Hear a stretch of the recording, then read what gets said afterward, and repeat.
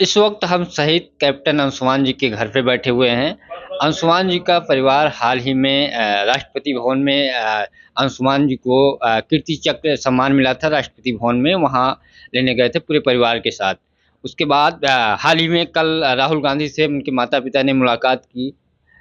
कल आप लोग रायबरेली गए, राहुल गांधी से मुलाकात हुई। कैसे प्लान बना कि राहुल गांधी से मुलाकात हुई? राहुल गांधी ने आप लोगों को बुलाया या आप लोग जा करके मुलाकात किए? देखिए, प्रेसिडेंट हाउस में राहुल गांधी जी आए थे, जो इन्वेस्टिचर सेरेमनी हो रहा था। तो मेरी वाइफ थोड़ी फ्रस्ट्रेट थी और उनकी आंखों से आंसू गिर रहे थे। तो राहुल गांधी जाते जाते इनको ढाढ़स बंधाए कि आप धैर्य रखिए। बेटे के लिए परेशान थी, तो आप धैर्य रखिए और दिल छोटा मत करिए, हम आपसे बात करेंगे। तो इन्होंने उनको नंबर दिया और नंबर लेकर गए। तो उनके ऑफिस से फ़ोन आया था 3 दिन पहले कि 2 दिन पहले कि आप दिल्ली आ सकते हैं। तो मैं बोला कि दिल्ली तो मैं लखनऊ आ चुका हूँ, थोड़ा-सा मुनासिब नहीं होगा ना। तो फिर वहाँ से हुआ कि परसों राहुल गांधी जी जाएँगे रायबरेली, अगर आप कन्वीनिएंट हों तो उनसे मिल सकते हैं। हमने कहा बिल्कुल, क्योंकि वो एक नागरिक हैं देश के और एक अपोज़िशन के लीडर हैं और हम भारत के नागरिक हैं, तो मिल तो सकते हैं। तो हमने कहा बिल्कुल, और हम रायबरेली में गए और बातचीत का जो मौजू था, जो डिस्कोर्स था, वो केवल उन्होंने यहीं से शुरू किया कि मतलब इसकी अंशुमन की पढ़ाई कैसी थी, कमीशन कब पाए, कितने भाई बहन हैं, क्या हुआ, कैसे हुआ। तो बातें पारिवारिक जानकारी पारिवारिक और कैसे सेना में गए, बिल्कुल बिल्कुल, और वो इंसिडेंट वहाँ कैसे घटित हुआ, वो सारी चीजें ली। बस उसी में जो जो बातें निकलती गई, जो बातें होती गई, तो हुआ। लेकिन उनके बातचीत करने का कोई राजनीतिक मुद्दा नहीं था, केवल मुद्दा ये था कि ये इंसिडेंट कैसे हुआ। और उन्होंने हमारे परिवार को और ये कहा कि नहीं, ये सेना, ये देश, सरकार और हम सब आपके साथ खड़े हैं, क्योंकि आपके बेटे ने जो शहादत दी है उसके लिए यह देश नहीं रहेगा, और यह देश आपके साथ खड़ा है, मैं खड़ा हूँ, सेना खड़ी है, सरकार खड़ी है। उन्होंने बोला हम आपके साथ हैं, जो बन पड़ेगा करेंगे और आप धैर्य रखिए। तो ऐसे ही बातचीत में वो बोले, मैं बोली हाँ मिलना चाहूँगी। तो उन्होंने बोला दे दो नंबर, कब मिल रहे हो? तो मैं दे दी नंबर दे दी। तो फिर वहाँ से फ़ोन आने लगा कि आप मिल लो। कब फ़ोन आया आपके पास? सर इनके पास ही आया, इनका ही नंबर दे दी मैं।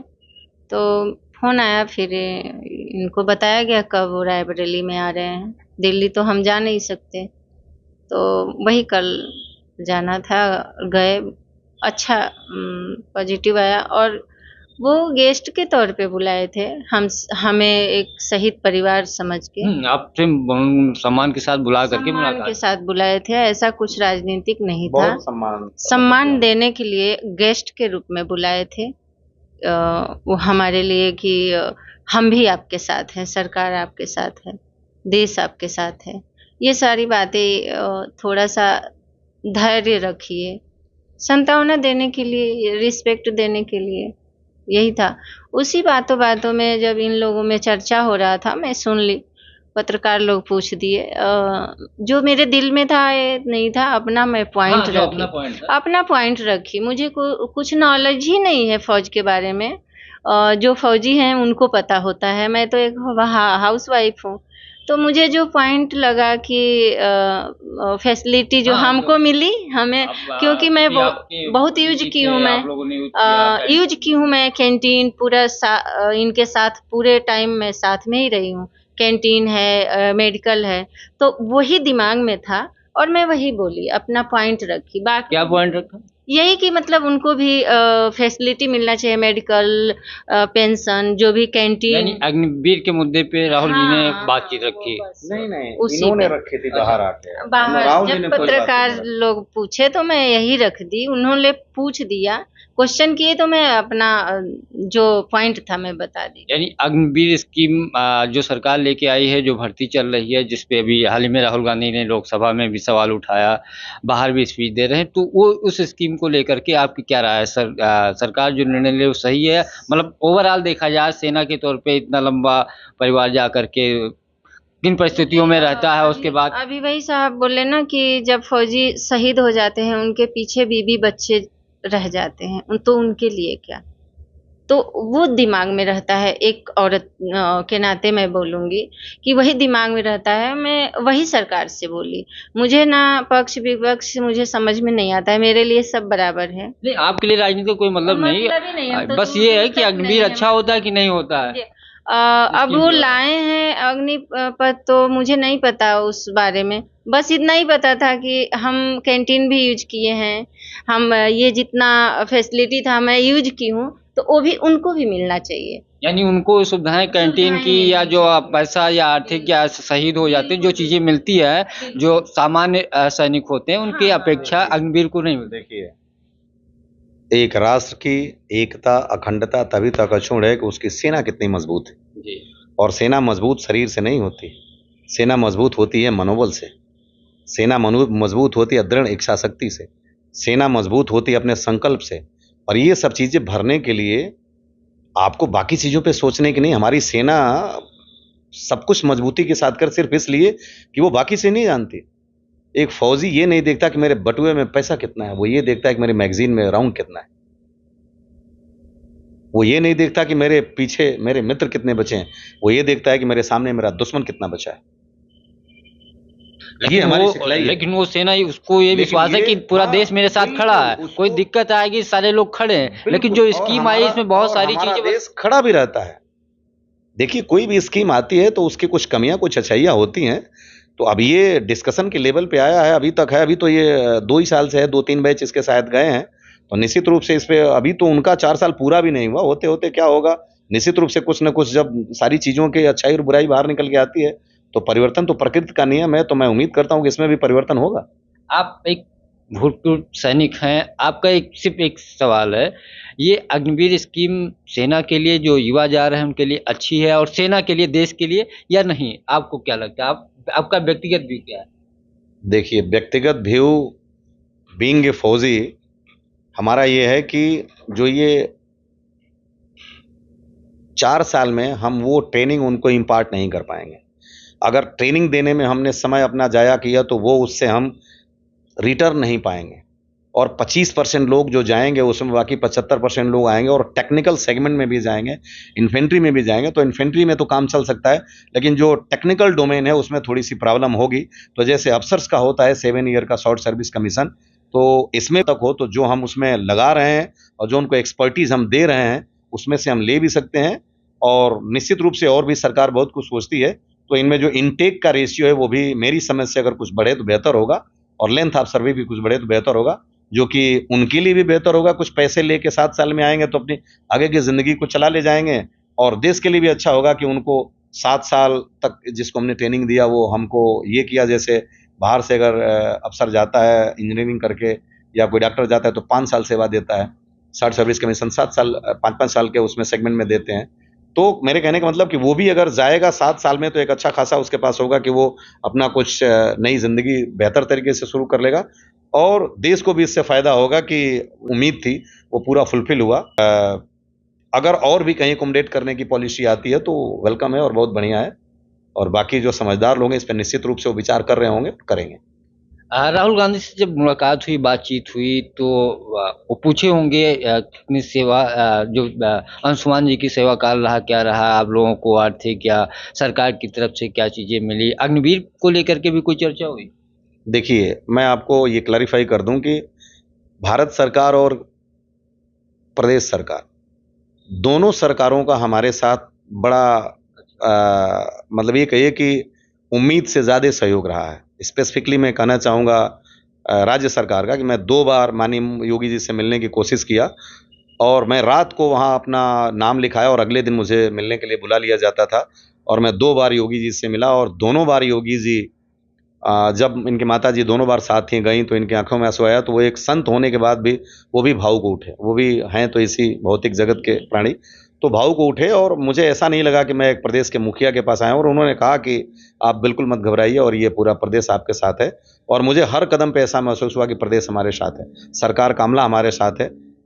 ख़ासकर हमारे डीएम और जो ज़िले के अखंड प्रताप सिंह जी, तो ये बहुत लोग हर कदम-कदम पे उनसे हमारी बात होती भी रहती है और उन्होंने जो एक शहीद के परिवार को सही रिकॉग्निशन मिलनी चाहिए, उन्होंने हमेशा दिया। रही बात केंद्र सरकार की, तो 2 बार मेरी मुलाकात माननीय रक्षा मंत्री से हुई, और दोनों बार मैं जब उनसे मिला हूं तो मुझे ऐसा लगा कि मैं किसी भारत के रक्षा मंत्री से नहीं बल्कि अपने बड़े भाई से मिल रहा हूं। और भोजपुरी में भी हमारी बात हुई और उन्होंने यही कहा कि आप बिल्कुल बेफिक्र होकर रहिए, आपके बेटे ने जो शहादत दी है या देश पूरा आपके साथ खड़ा है। और इस वीरता को, जो देश का द्वितीय सर्वोच्च शांतिकालीन वीरता पुरस्कार है, तो भारत सरकार ने जो कीर्ति चक्र से नवाजा है, मेरा परिवार और मेरी खानदान ये हमेशा कृतज्ञ रहेगा सरकार के प्रति और इस लीडरशिप के प्रति जिसने इसको एक्नॉलेज किया। और हमारे जिले में ये कीर्ति चक्र पाने वाले पहले व्यक्ति हैं, तो मुझे फक्र इस बात का है। तो सरकार का हमारे साथ पूरा सहयोग रहा। बाकी आप जैसी आपने बात अग्निवीर कही, तो उसमें तो बहुत सी बातें हमने भी कह दिया और वो चल रही हैं, इन्हें भी है। नहीं, कल चर्चा जब राहुल जी से मुलाकात नहीं, हुई, राहुल जी से अग्निवीर का कोई चर्चा करने का मुद्दा नहीं था। नहीं, आपने चर्चा नहीं, उनकी तरफ से कुछ उनकी तरफ से भी कोई चर्चा का विषय नहीं था। जब वो 3.5 साल वाली बात है कि 3.5 साल में ही शहीद हो गए, तो जाहिर सी बात है कि जब कोरिलेट चीजें होती हैं तब उनके मुख से निकला कि अग्निवीर तो 4 ही साल के लिए है। तो आप ये बताएं कि आपको, मैंने बोला नहीं, सब कुछ सरकार ने दी और सब कुछ मिला है, सारे पेपर्स मिले हैं, पेंशन मेरी बहू को मिल रहा है, सारा सम्मान मिला और कीर्ति चक्र मिला, तो इसमें कुछ भी नहीं था। तो जस्ट एक नॉर्मल बात थी और कुछ उसमें ऐसा नहीं था कि नहीं अग्निवीर पे कोई हमारा ओपिनियन चाह रहे थे, अग्निवीर के रूप में वो कुछ कहना चाहते थे कि he is much capable to speak everything.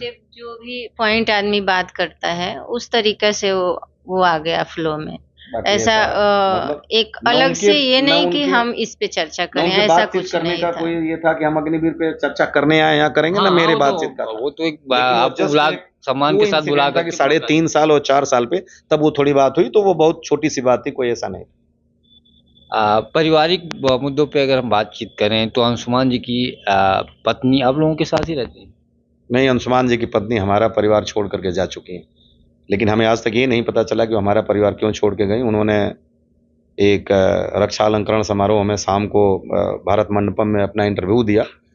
वो भी मुझे लगता है कि शायद सत्य से कुछ परे था, क्योंकि उन्होंने ये कहा कि मेरी लॉन्ग कन्वर्सेशन हुई थी about future, about kids, about house, जबकि वो रात को 9:30 बजे से और 12 बजे तक ITR अपने दोस्तों का भरवाने के लिए हमारे साथ लगे रहे। और मेरी बेटी और वो दोनों एक ही साथ थी, तो मेरी जो जानकारी उसमें 1 या 2 मिनट उनकी बात अंशुमान से 18 तारीख की हुई थी और कोई बात नहीं हुई। 19 की तो ये घटना ही हुई। और मैंने एक जो पूजन होता है 1 फरवरी को, उसमें भी वो लोग नहीं आए और वो हमेशा ये बात कहती रही कि मुझे कुछ समय चाहिए स्टेबल होने के लिए। तो आज 1 साल बीत गया, लेकिन मैं नहीं समझ पाया कि वो समय उनको स्टेबल होने के लिए है या नहीं, जबकि वो यहाँ से जाने के 10 ही दिन बाद, यानी अगस्त में वो 4 तारीख, 10 ही दिन बाद उन्होंने किसी स्कूल में पढ़ाना शुरू कर दिया। तो आप समझ सकते हैं कि किसी विद्यालय में कोई व्यक्ति तभी अध्ययन अध्यापन के कार्य में जुड़ सकता है जब वो मेंटल साउंड हो। कोई विद्यालय किसी विक्षिप्त व्यक्ति को अपने यहाँ अध्यापन के कार्य में नहीं लगाएगा। और तमाम क्वेश्चंस होंगे, लड़के पूछते होंगे, चाहे वो फर्स्ट क्लास हो, UKG हो, चाहे आप PG को पढ़ाएं, लेकिन क्वेश्चन करना एक अध्येता का धर्म है और उसको बोध कराना, उसको सेटिस्फाई करना, ये उसके अध्यापक का धर्म है। और दोनों ही रेसिप्रोकल सिस्टम में बातें चलती हैं। तो जब आदमी मेंटल साउंड होगा तभी किसी चीज़ को जस्टिफाई कर सकता है और आपको समझा सकता है।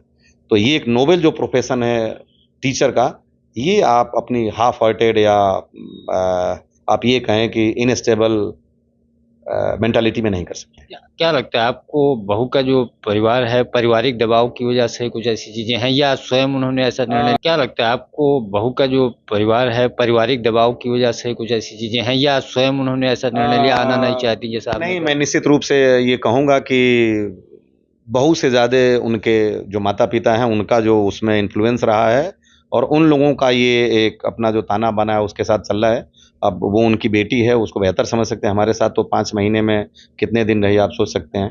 लेकिन इसमें उनका एक तरह से है कि उन्होंने कुछ इन्फ्लुएंस उनका है, क्योंकि हमसे जो वार्तालाप उनकी हो रही थी तो मेरी बहू से मुझे कम बात होने दिया जाता था, उनसे ही बात होती थी और वही चीज़ों को रिप्लाई करते थे और वही इंडिपेंडेंट डिसीजन लेते। आप बहू से बातचीत जब, क्योंकि उसके बाद जब यहाँ से गई, बातचीत आपकी होती रहती है? आप बहू हैं आप? कुछ दिन मैं ही टच में रही, उसके बाद मतलब उन्होंने 10 बार अगर मैसेज करेंगे तो एक बार रिप्लाई की कुछ दिन तक, पर जब वो एकदम छोड़ दिया मैसेज का भी जवाब, और जब मैं उसको बोली 26 जनवरी का जो बेटे का सम्मान का अनाउंसमेंट हुआ था, तो मैं फोन कर, उनकी माताजी 3 तारीख के बाद कभी भी इनसे फ़ोन नहीं कि दोनों का पहले हेलो हाय होता था, कोई मैसेज भी नहीं किया, बात नहीं किया। उनके पिताजी ने एक बार भी मुझे कॉल नहीं किया। मैं कॉल करता था तो वो कहते थे कि मेरा फ़ोन खराब है, हम बात नहीं कर सकते, हम ये कर सकते हैं, हम वो कर सकते हैं। ये करती थी तो 4 बार अगर ये करती थी तो एक बार कभी हेलो हाय का जवाब बहुत छोटे से में आ जाता था, क्योंकि वो प्री प्लान्ड थे कि हमको वहाँ से कोई रिश्ता रखना नहीं। क्या आप 26 जनवरी का कुछ जिक्र कर रहे थे? हाँ, मैं 26 जनवरी को जब पता चला बेटे को सम्मान मिला है, तो मैं फ़ोन की उसको बताने के लिए। तो फ़ोन उठाई नहीं, 2 मिनट के बाद फ़ोन वो कॉल बैक करके आई, बताई कि हाँ अम्मा, मैंने भी देखा कल, मिला है। तो मैं कि ऐसा करो ना कि एक दिन के लिए आ जाओ, पूजा है बाबू का, उस पूजे में तुम्हारी ज़रूरत पड़ेगी क्योंकि तुम बीवी है, तो अच्छा रहेगा। तो उसने बोला हाँ, आप बताओ कब आना है, आप डेट बता देना कब आना है, मैं आ जाऊँगी। मैं बोली तू चाहे सुबह आना, शाम को चली जाना, मैं जब ज़ोर ज़बरदस्ती नहीं करूँगी। तो बोली हाँ अम्मा, मैं आप बताना कितने तारीख को आप रख रहे हो, तो मैं आ जाऊँगी। तो जब हम डिसाइड किए कि कितने तारीख को पड़ रहा है पूजा दिन, तो फ़ोन लगाने लगी, फ़ोन का रिप्लाई नहीं और ना ही मैसेज का, फिर उन्होंने आया ही नहीं कॉल। उसके बाद हमारा नंबर ब्लॉक कर दिया। बीच में कभी बातचीत ऐसी नहीं हुई कि आइए घर पे रहिए, यहाँ रुकिए, ऐसी चीजें मैं नहीं उसको फ़ोर्स कभी नहीं की। जब वो जा रही थी मम्मी लेके उसको तेरही के दिन, तो मम्मी उसकी बोली कि इसको मैं कुछ दिन रखूँगी पास में। मैं कि हाँ, कोई बात नहीं। क्योंकि मेरे भी दिल में था ना कि एक पति खोना बड़ी मुश्किल है। कैसे आदमी गुज़रता है, जब माँ हो के मैं जी नहीं पा रही हूँ, तो एक पत्नी है। तो उन्होंने बोला कि कुछ दिन मेरे साथ रहेगी, तो मैं कि हाँ ओके, जब वो चाहे मेरे पास कब रहेगी, आपके पास कब रहेगी, वो उसके ऊपर है, मैं उसको ज़ोर नहीं दूँगी। मेरी ये वर्ड था और उनका भी यही था और इतना प्यार से गए। बेटी मेरी लखनऊ तक आई उनको छोड़ने के लिए और यहाँ वो उनका बाय एयर टिकट था। उन्होंने मेरे से बोला था कि हम दीमापुर जाएँगे, पर उन्होंने दिल्ली ब्रेक किया और नोएडा में जो अपना जितना सामान था, उन्होंने पैकिंग किया और जितना जो भी था उनका भरे, पैकिंग किए, 4-5 घंटा वहाँ रहे। तब उनकी 4-5 बजे उनकी फ्लाइट थी, क्योंकि मकान मालकिन बता रही थी कि इतना बजे निकले हैं। जब मेरी बेटी यहाँ से हम लोग थोड़ा स्टेबल हुए, जब बेटी गई वहाँ जहाँ रही थी, रह रहे थे, तो देखी तो फ़ोन की कि मम्मी भाभी अपना पूरा सामान लेके चली गई हैं पैकिंग करके। तब हमको पता चला कि वो लेके गई है और यहाँ से बोल के गई कुछ टाइम के लिए जा रही हूँ, फिर आ जाऊँगी। तो ऐसे उनका सोच था पहले से ही, पर मैं फिर भी अपने आप को समझाती थी, कोई नहीं, दूसरे घर से लड़की आई थी तो उसको सेटल होने में टाइम लगता है फैमिली के साथ, तो होगी धीरे-धीरे, कोई बात नहीं। वहाँ रहे, यहाँ रहे, दोनों फैमिली तो एक ही है। मैं यही बेटा को भी बोलती थी कि वो भी फैमिली तुम्हारी है, जैसे मुझे करना वैसे उनको भी करना। तो मैं वही जो मैं अपने बेटा को समझती थी, उसको भी वही समझती थी। मैं तो उसको बोलती थी तू मेरा अंशुमान है, क्योंकि अंशुमान तो फ़ौज में रह रहे हैं, मेरे साथ तो तू ही रहेगी। तो ये सब चल रहा था। मुझे नहीं लगा कि ऐसे वो करेगी, पर किस दबाव में क्यों वो सोच रही है, मुझे नहीं पता। इसका ही उत्तर उन्होंने नहीं दिया। मैं बार-बार उसके पापा से बोली कि आखिर ऐसा क्यों? आप भी पापा हो, आपसे तो बात करती है, स्टेबल तो है ना? तो एक माँ को बात नहीं कर सकती, जिस पति से वो जानी जा रही है, तो माँ का मैसेज का तो रिप्लाई कर ही सकती है, अंशुमान की मदर का। मैं ये उनसे बोली, पर उसका भी उन्होंने कोई आंसर नहीं दिया। थोड़ा स्टेबल होने दीजिए, बात करेगी, यही बोले हैं, बात करेगी, बात करेगी। राष्ट्रपति भवन में जब आप सम्मान होटल में लेने जाके। गईं, आप और बहू भी आई, तब बातचीत कुछ नहीं हुई? बात या नहीं, हुई? बात नहीं हुआ क्योंकि मैं सोच रही थी कि वो बात करे तो मैं बात करूँ, पर बात नहीं की, तो नहीं बात हुआ। उन्होंने एक स्पीच जो सम्मान के बाद कार्यक्रम हुआ, उसमें बहुत सारी चीज़ें कही अंशुमान को लेकर के, वो आप कुछ मुझे पता है, कुछ नहीं पता है। क्योंकि जो कुछ पता है मैं उतना ही जानती हूँ, ज़्यादा वो डैडी से ये सब बातें शेयर करते थे। तो मुझे शादी जब हम तय किए थे, 7-8 महीना पहले मुझे बताए, तो मैं उनको बोलती थी मुझे तो डॉक्टर बहू चाहिए। तो बोलते थे हाँ, हाँ, वो ऐसे करके निकल जाते थे। पर जब उन्होंने बताया तो मैं बोली कैसी है, अच्छी है, कितनी लंबाई है, ये सब मैं पूछी। एक माँ जो लालच करती है, मैं लालच करती थी अच्छी बहू मिले, पर बहुत प्यारी है, मैं बहुत खुश थी, बहुत। फिर ये इतनी उन्होंने खुश थी कि मैंने एक बार पूछा था कि भाई चाय वाय बना लेती हो, तो इन्होंने कहा कि मैं अपनी बहू को पूरी जिंदगी खाना बना के खिलाऊंगी। मैं इतना तो मैंने कहा कि दुनिया की कोई सास आज तक अपने बहू को खाना बना के नहीं खिलाई, आप वहाँ भी कैसे मैं खिलाएंगे? 4 महीने नोएडा में रही, उसको मैं बोलती तू बर्तन मत धो, तुम्हारा हाथ खराब हो जाएगा, तू मत जा। मैं मेरे घर में यही तो देखिए, यही हमको एक दुख है पूरे परिवार को, कि हम ये नहीं जान पाए कि मन, वचन या कर्म से मेरे किस सदस्य ने, किसने, किस समय कौन सा ऐसा कर्म किया या बात कहा कि जिसको उनको ये है कि नहीं मुझे गिव अप करना है। तो गिव अप करने का एक सिस्टमेटिक वे है, वो बैठ करके। और हमने तो उनको, किसी की जिंदगी को कौन रोक सकता? वो जहाँ भी जाएंगे मैच्योर हैं और अपनी इंडिपेंडेंट डिसीजन के लिए फ्री हैं। लेकिन ये है कि आप डिप्लोमेटिक तरीके से अप्रोच करके कि मुझे टाइम चाहिए, और आप बात नहीं करेंगे, नंबर ब्लॉक कर देंगे, एटीएम ब्लॉक कर देंगे, फ़ोन के सिम को जो पोस्ट पेड है उसको प्रीपेड कर देंगे, और सबके नंबर ख़त्म कर देंगे, पूजा में नहीं आएंगे। मैं उसके बाद मान लीजिए जो इन्वेस्टिचर सेरेमनी में आएगा तो आप अपने, उसके बाद जो स्टेटमेंट देंगे तो मतलब आप अपने उसमें मनगढ़ंत जो चीज़ें देंगे, क्योंकि उनके दोस्तों से पता चला कि लास्ट के साल में उनसे कोई बातचीत नहीं थी। और वो, हाँ बिल्कुल, पूरे 1 साल उनकी कोई बातचीत नहीं थी। मेरा बेटा बताता था ऐसी कोई बातचीत नहीं थी। ठीक है, एक दूसरे से पसंद करते थे। मेरे बेटे ने तो उस पहचान को एक अमली जामा पहनाया, प्रेम की मर्यादा का निर्वाह किया। लेकिन इन्होंने तो सामाजिक परिवेश में प्यार को तार-तार कर दिया। प्रेम की परिभाषा त्याग में है। आपको मैं बताऊं कि कैप्टन विक्रम बत्रा के जो मंगेतर हैं, उनको पूरा राष्ट्र याद करता है, सिर्फ इसलिए कि उन्होंने त्याग किया। ऐसा नहीं कि वो पैसे के लिए त्याग किया किसी और के, उनकी शादी भी नहीं हुई थी। लेकिन ये तो सब कुछ होने के बाद, मैंने पहले भी आपको लिखा कि मेरे पास ना बेटा बचा, ना बहू बची, ना इज्जत बचा। अब लोग वही क्या मैं कह कहेंगे? रहा था, आपका बेटा गया, सरकार से जो एक सम्मान में जो राशि मिलती है या सम्मान मिलता है, वो सब आप लोगों को आपके पास। देखिए, जो जितनी भी मॉनेटरी असिस्टेंस होती है उसका एक अपना प्रक्रिया है, प्रोसीजर है। तो उसमें जो एनओके को मिलना है वो एनओके को ही मिलेगा, जब तक कि निर्धारित नियम में कोई परिवर्तन नहीं होता। तो वो उनको मिला। और यूपी गवर्नमेंट के जो पैसे थे उसमें 35 लाख हमें, 35 लाख उनको मिला, 15 लाख पेरेंट्स को मिला। और आर्मी ग्रुप इंश्योरेंस का जो पैसा था वो 50-50 हुआ। और बाकी जो उनके सब कुछ था वो अभी तो जो पुरस्कार की राशि है वो उनको मिलेगी, पेंशन उनको मिल रही है, और कीर्ति चक्रा का पेंशन उनको मिलेगा। बाकी हमें तो आज तक ये भी पता नहीं चला कि उनको कितना मिला, कहाँ से मिला, कोई उन्होंने ये बताना भी मुनासिब नहीं समझा। उन्होंने तो परिवार का हिस्सा ही नहीं समझा जाने के बाद कि हम परिवार के हिस्सा हैं। तो ये थे हमारे साथ अंशुमान की माताजी, पिताजी। हाँ जी। उन्होंने ये वर्ड सेंटेंस बोला है, ये बताएंगे कि मुझे सरकार दे रही है तो मैं लूंगा, ये बताएंगे क्लियर। ये सरकार नहीं दे रही है, एक माँ बेटा को बड़ा की है और वो बेटा सौंपी थी, बेटा शहीद हुआ है फिर उनको मिल रहा है, हवा में नहीं आया है, उन्होंने पैदा नहीं किया है, उन्होंने डॉक्टर नहीं बनाया है ना। तो वो बेटा मेरा था। और ये रीत है जो परिवार बनाता है हर बच्चा। तो बेटा तो मेरे से ही गया है, पर उन्होंने यही बोला तो मुझे अच्छा नहीं लगा कि सरकार दे रही है। देखिए, मेरा इस पे ये कहना है कि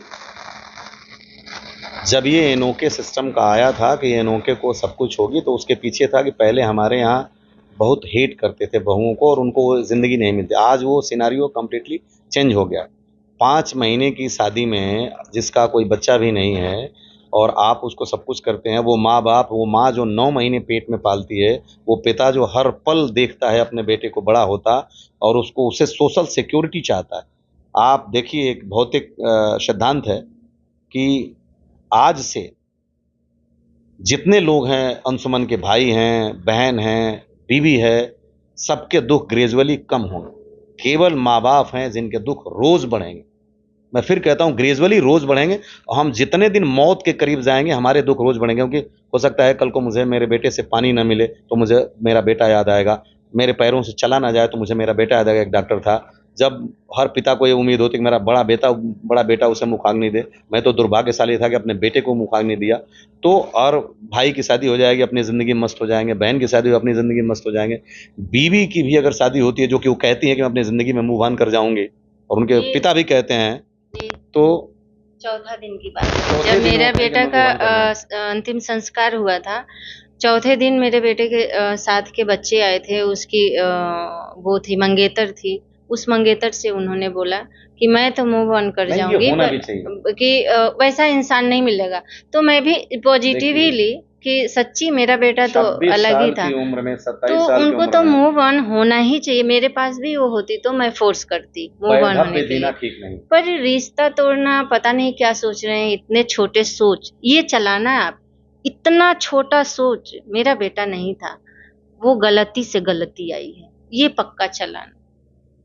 तो उनका जो ये कल को मान लीजिए शादी हो गया और उनको प्यार करने वाला पति मिल गया, बच्चे हो गए, तो शायद वो 19 जुलाई अपने जीवन से भूल जाएंगे। शायद over a period of time, 10-20 साल 50 साल बाद, जब वो शायद 60-70 साल के होंगे, तो उनको याद नहीं रहेगा कि मेरी ज़िंदगी में कभी अंशुमान भी थे। शायद उस स्पेसिफिक डेट को याद आ जाए, नॉर्मल ज़िंदगी में नहीं याद रहेगा। ये वक्त जो है, ज़ख्म कैसे भी हों कुछ रोज़ में भर जाते हैं, तो उनको ये भूल जाएगा। लेकिन माँ बाप की ज़िंदगी में हम जब तक जिएंगे ये नहीं होगा। तो ये सामाजिक मर्यादा, और वो जो धर्म पत्नी है, तो उनको कुछ सीख लेनी चाहिए। भगवान राम को भी अश्वमेध यज्ञ करते समय सीता की याद आई थी। तो धर्म पत्नी का नाम ही उस धार्मिक अनुष्ठान से होता है, क्योंकि हमारे यहाँ हिंदू धर्म में अगर जिसकी शादी नहीं हुई, उसको किसी धार्मिक काम में बैठने की इजाज़त नहीं होती है। तो हमारे बेटे का जो धार्मिक अनुष्ठान था, जो हवन कुंड था, उसमें तो एक आहुति जानी चाहिए। शायद हमारे कल्चर की होती ना, क्योंकि यूपी बिहार में अभी तक ऐसा नहीं सुनने में आया है कि उस घर को छोड़ के लड़की भाग गई हो। कभी नहीं, आप रिकॉर्ड में देख लीजिएगा, यूपी बिहार की नहीं। तो वही दर्द है कि शायद मेरे कल्चर की होती तो हमें संभालती। अपने को तो वो संभालना भूल ही जाती, पर हमें संभालती। तो मैं यही कहूंगी कि वो बहुत छोटा सोच है उनके पास कि क्या सोच के रिश्ता भी तोड़े हैं, और कुछ नहीं चाहिए। और एक बात करनी थी मैं हाथ को ऊपर मत ले जाओ, इसको काट दीजिए।